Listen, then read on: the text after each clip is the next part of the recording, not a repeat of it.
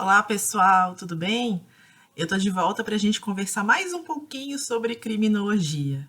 Como vocês devem ter percebido nas últimas conversas, a criminologia faz parte das ciências sociais, né? É uma ciência social que se dedica mais ao estudo do crime, né? Algumas investigações sobre origem, né? Questões sociais relacionadas ao crime, e é por si só uma ciência, né? Uma forma de estudo que é bastante crítica. Mas tem uma vertente um pouquinho mais radical, né? Tem uma vertente um pouquinho mais crítica ainda da criminologia, que se chama criminologia crítica, ou teoria crítica, né? Vocês podem achar pelos dois nomes. Então, é uma escola que tem uma preocupação maior ainda, né, com essas questões relevantes da sociedade, porque, logicamente, a gente já descobriu, né, o crime faz parte de qualquer sociedade em maior grau, menor grau, mas é uma coisa que sempre nos preocupou e nos preocupa ainda hoje em dia. E é uma escola que se preocupa muito com a origem do crime, né? A origem do crime, quais são os fatores sociais, mais uma vertente, como eu falei, um pouco mais radical, que tem também uma inspiração marxista. Se vocês querem saber um pouquinho mais do que é uma inspiração marxista, tem um vídeo também nesse canal, né, para falar um pouco mais sobre alguns autores marxistas. Mas voltando para a criminologia. Né, então, tem também um principal autor, né, tem um grande nome dessa vertente da criminologia, que talvez vocês já tenham ouvido falar. Ele se chama Michel Foucault. Não se preocupem que eu escrevi lá na descrição do canal como é que se escreve esse nome. Né? Foucault tem muito O, muito U, a gente não sabe muito bem onde colocar, mas eu coloquei na descrição do canal. E uma obra muito importante, né, que seria a obra emblemática do Foucault, é Vigiar e Punir. Então, eu vou falar um pouco mais sobre essa obra, que, como é uma obra fundamental para a teoria crítica, então vale a pena prestar atenção a algumas questões, alguns conceitos.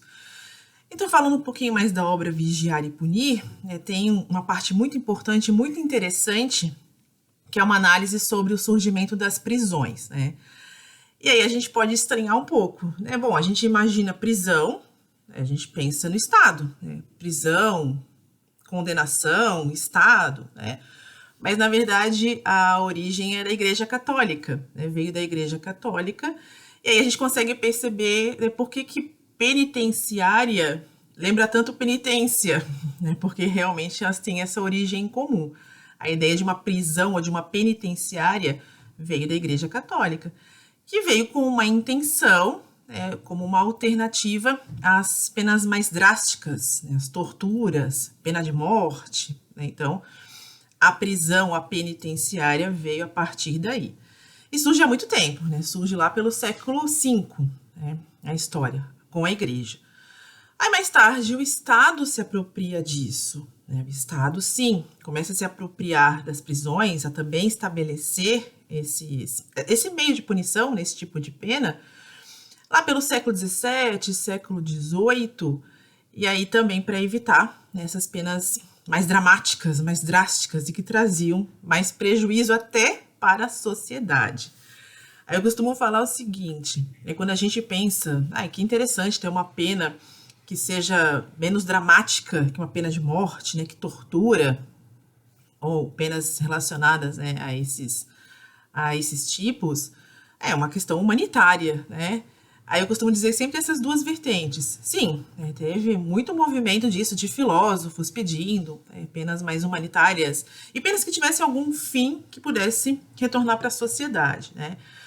Mas também tem uma questão econômica, né? Se a gente pensa em século XVII, século XVIII, século XIX, a gente está nesse começo da industrialização, né, da chamada Revolução Industrial, e que se precisa muito de mão de obra.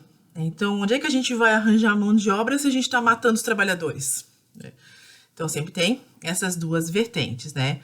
Também tem essa preocupação prática, digamos, né? Preocupação econômica, preocupação prática.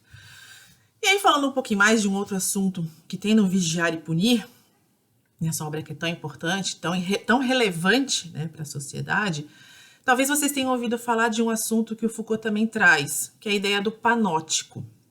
Não é uma ideia inventada por ele, né? Mas ele faz uma análise bem interessante do panóptico. O que é o panóptico? se vocês já ouviram falar do termo. É um método de vigilância. Imaginem comigo assim, né? Imaginem uma prisão, né? Uma prisão num formato circular, em que no centro tem uma torre e no centro está a vigilância. Só que quem está na torre enxerga as pessoas que estão presas, mas quem está preso não enxerga quem está na torre. Então eu nunca sei, né? Digamos que eu seja uma pessoa presa, eu nunca sei se a pessoa lá está vigiando, está olhando para mim ou não, né? E como eu suponho que sim, que pode estar olhando para mim, então eu não faço nada de errado. Interessante, né? Interessante, eficiente, e isso se chama panótico. E aí o Foucault faz uma crítica, né? Por ser um método assim tão eficiente, que foi criado para essas instituições, tipo prisões, né, penitenciária, por ser tão eficiente, ele acabou se espalhando pela sociedade, né? Vendo um paralelo. Imaginem vocês quando vocês estão num elevador, né? Vocês, desculpem, deu um barulho aqui na rua, me assustei. Mas imaginem que vocês estão num elevador, tem uma câmera lá, né? E vocês não sabem se tem alguém olhando a gravação ou não, né? A filmagem ou não. Então a gente não faz nada, né? A gente se comporta. É a ideia do panótico. Acabou se espalhando para a sociedade toda, e a crítica do Foucault é: vivemos em constante vigilância ou controle, né? Ou seria um constante controle? Bom, interessante. Mas voltando para a questão sobre a prisão, ele tem uma ideia bastante crítica, por isso que ele está na teoria crítica, na criminologia crítica. E uma das críticas é que a prisão, olha só, a contradição. A própria prisão, a própria penitenciária, pode acabar provocando uma reincidência. Como assim? Porque a pessoa, quando é presa, imaginando o sistema brasileiro, por exemplo, né, há algumas informações até que fazem parte do senso comum. As nossas prisões não ressocializam, muita gente junta, gente de crimes diferentes tem contato, né? Então imaginem isso, né? Será que uma pessoa que entra nesse sistema vai sair melhor? Né? Será que essa pessoa sai melhor? Contato com pessoas que cometeram crimes mais violentos, mais perigosos, né? Tem esse lado. E o outro lado, que também a gente já percebe na sociedade, é que a pessoa, quando ela é presa, ela ganha uma etiqueta, né? Ela ganha um rótulo, ex-presidiário. E aí, como é que ela vai mudar a vida, né? Como é que ela vai ter uma alternativa, se a primeira informação que aparece é essa, né?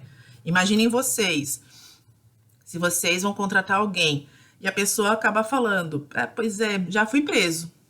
E aí, será que vocês vão buscar ainda falar com a pessoa, ver se ela tem competência ou acabou a conversa por aí? Então, tem várias questões interessantes que o Foucault traz e que parece que ele fala do Brasil, né? Parece que ele fala da nossa realidade. E, às vezes, em certas partes do livro, ele relata questões do século XIX. E a gente vai lendo e vai achando que ele está falando não só do Brasil, mas do Brasil atual, né? Então, são só assim, algumas ideias para vocês que eu trouxe para a gente pensar um pouquinho o Foucault e para dizer, né, ao fim, vale a pena a leitura. Se vocês têm essa oportunidade, têm essa possibilidade, procurem o livro, tá? Vigiar e Punir, Michel Foucault. Vale a pena, tá? Vocês não vão se arrepender, especialmente se vocês são interessados nesses assuntos. Então era isso, pessoal. Vim nessa conversa muito breve, ia trazer um autor que eu gosto bastante, que eu trabalho bastante, e eu espero que vocês sigam a dica e que vocês aproveitem. Até mais!